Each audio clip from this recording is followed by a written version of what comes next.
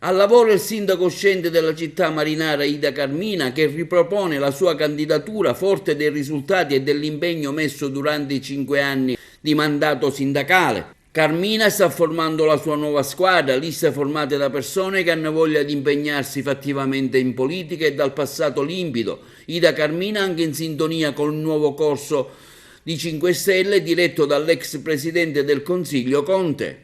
Eh sì, è un'anticipazione. Io sto definendo la lista del Movimento 5 Stelle perché io mi candiderò col Movimento 5 Stelle e non avrebbe senso un qualcosa di diverso. Voi sapete che c'è tutto un iter per il Movimento perché le liste si mandano a Roma, a differenza di quel che succede nelle altre forze politiche. Da noi vogliono proprio il certificato penale di carichi pendenti, fanno accertamenti, quindi le persone che si candidano col Movimento sono ben selezionate che possano a testa alta affrontare il servizio a una città e quindi siamo in queste pratiche burocratiche.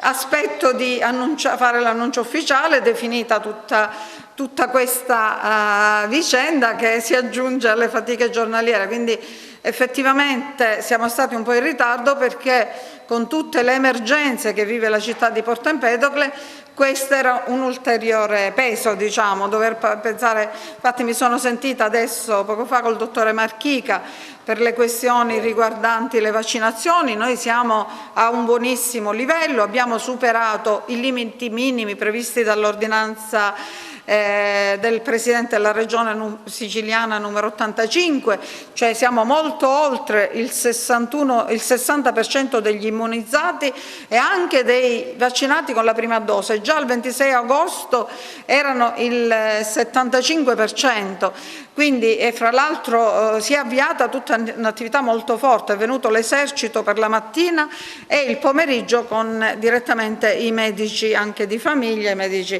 dell'ASP. Quindi Porto Empedocle sta reagendo bene a questa vicenda e speriamo che per l'inizio delle scuole tutto avvenga nella massima tranquillità. Come vede il corso politico del nuovo 5 Stelle con Conte che guiderà, diciamo, sta guidando il movimento?